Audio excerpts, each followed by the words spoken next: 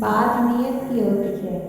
کوئی کعبے سے بھی خالی لوٹتا ہے اور کوئی گھر بیٹھے رب کو پا لیتا ہے۔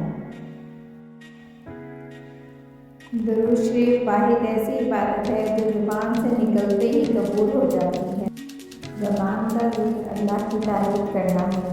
جس مومن کو اپنے اللہ سے سچی محبت ہوتی ہے وہ اللہ کی تعریف کرتا نہیں تھکتا۔ سبحان اللہ و بحمدہ، سبحان اللہ العظیم۔ بات کے اندر کی بات سمجھنے کے لیے ذات کے اندر کی ذات سے رابطہ ہونا ضروری ہوتا ہے۔ ہمیشہ اس وقت بولیں جب آپ کو احساس ہو کہ آپ کے الفاظ جو آپ کہنے جا رہے ہیں آپ کی خاموشی سے زیادہ خوبصورت ہیں۔ حقیقت یہی ہے کہ نسلیں وہی پھل اور پھول بنتی ہیں جن کی تربیت کرنے والے تربیت یافتہ ہوں۔ شیطان کی انسان پر کی گئی ساری سرمایہ کاری اس وقت مکمل طور پر ڈوب جاتی ہے جب بندہ سچی توبہ کر کے اپنے رب کے در پر جھک جاتا ہے۔ بے شک اللہ پاک ہر گناہ گار کی توبہ قبول فرمانے والا ہے۔ بات صرف احساس کی ہے۔ کسی کو 2 پل میں ہو جاتا ہے اور کسی کو صدیوں بعد بھی نہیں ہوتا۔ بنا دے مجھے بھی اپنے ان بندوں کی طرح یا رب جو سوتے ہیں تجھے یاد کرتے، اٹھتے ہیں تیرا نام لے کے۔ نفرت بھی بھلا کوئی کرنے کی چیز ہے۔ صبر کیجیے، رحم کیجیے، معاف کیجیے۔ اپنی مسکراہٹوں کو اپنی سوچ کی تنگ نظری سے بچا کر رکھیے۔ انسان کو زندگی میں ایسی ٹھوکر بھی لگتی ہے جو گرانے کی بجائے اٹھا دیتی ہے۔ لکھتے لکھتے قلم ہی تھک گیا، میرے حضور پاک صلی اللہ تعالیٰ علیہ وسلم کی تعریفوں کا جواب نہیں۔ یقین کریں جو سکون اللہ کے آگے سر جھکانے سے ملتا ہے وہ کہیں اور نہیں۔ حقیقی درد وہ ہے جو دوسروں کے درد کو دیکھ کر محسوس ہو۔ تربیت اچھی ہو تو انسان کا ضمیر خود اس کے کردار کی حفاظت کرتا ہے اور تقدیر اللہ کے اشارے پر بدل جایا کرتی ہے۔ تم یقین تو رکھو وہ بہتر لے کر بہترین دے گا۔ اگر تمہیں سب راستے بند نظر آئیں تو وہ تمہیں ایسا پوشیدہ راستہ دکھا دے گا جس کے بارے میں کوئی جانتا نہیں ہوگا۔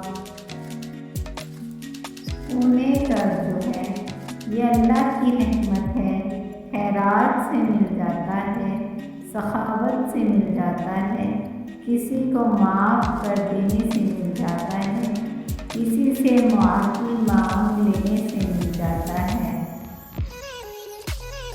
غصہ کیوں آتا ہے؟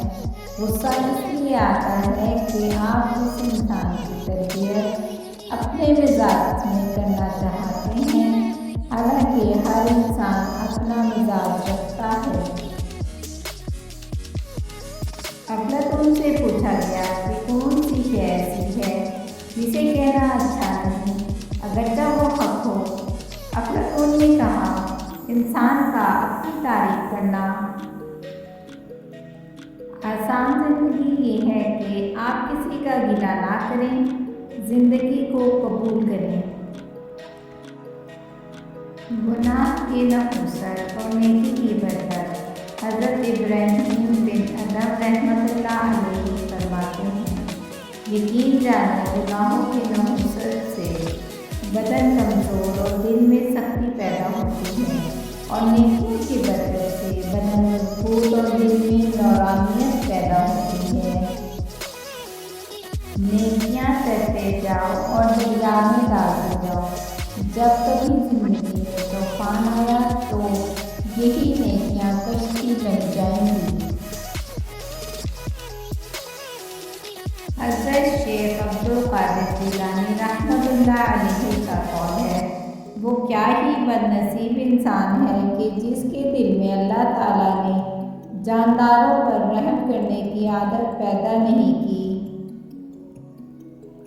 ہم ایک دوسرے کو برداشت کر رہے ہیں، تسلیم نہیں کرتے۔ واصف علی واصف۔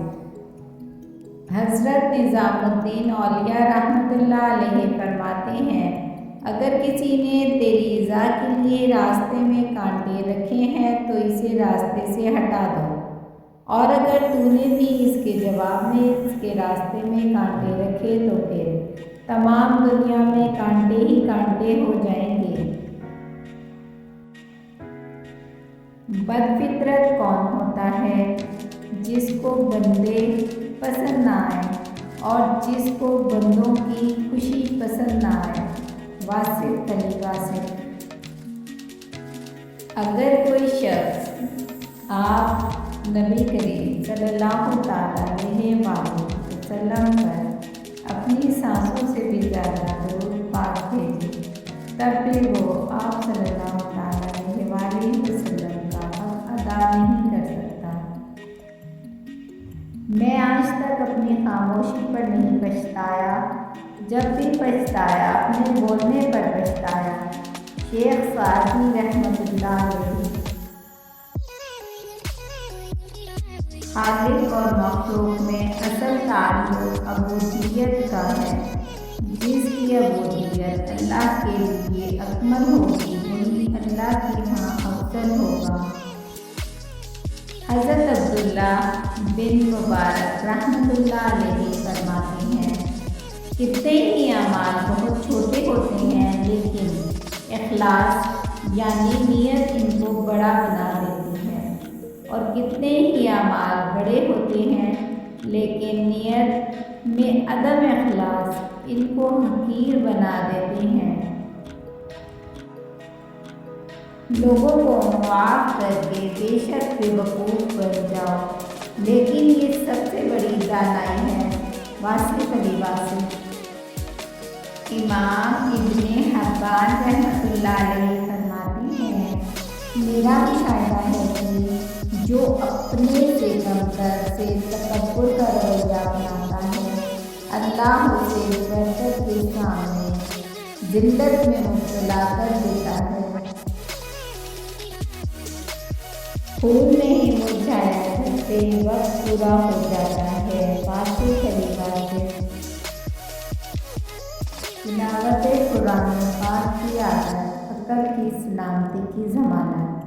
فرمان حضرت محمد بن قاب رحمۃ اللہ علیہ، جو قرآن کی تلاوت کا عادی ہوگا اس کی عقل سلامت رہے گی، چاہے اس کی عمر 100 سال ہو جائے۔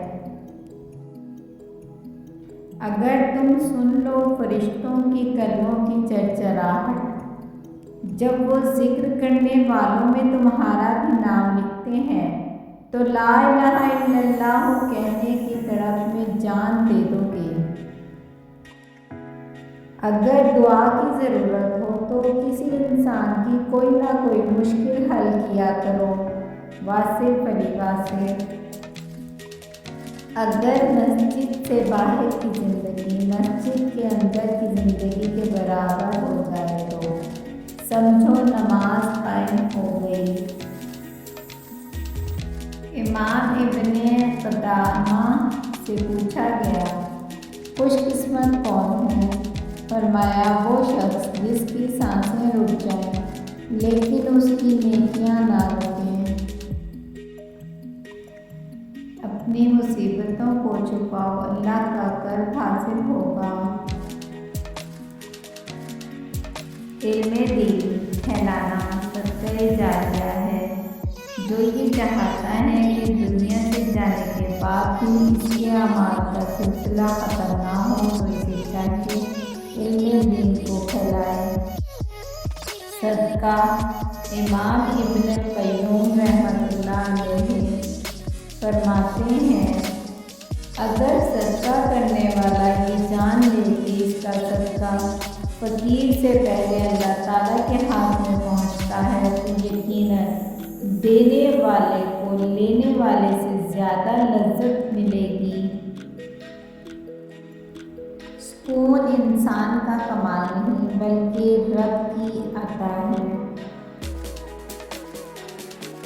اسرائیل ختم ہو جائے گا، امریکہ ختم ہو جائے گا، میرے نبی پاک صلی اللہ تعالیٰ علیہ وآلہ وسلم کا نام ہمیشہ بلند رہے گا انشاءاللہ عز و جل۔ اس کے ساتھ ہی ویڈیو میں اختتام کو پہنچیے، خوش رہیں، آباد رہیں، مسکراتے رہیں، جہاں بھی رہیں، دعا میں یاد رکھیں اور چینل کو لائک اور سبسکرائب کریں۔ اگر آپ کو ویڈیو ضرورت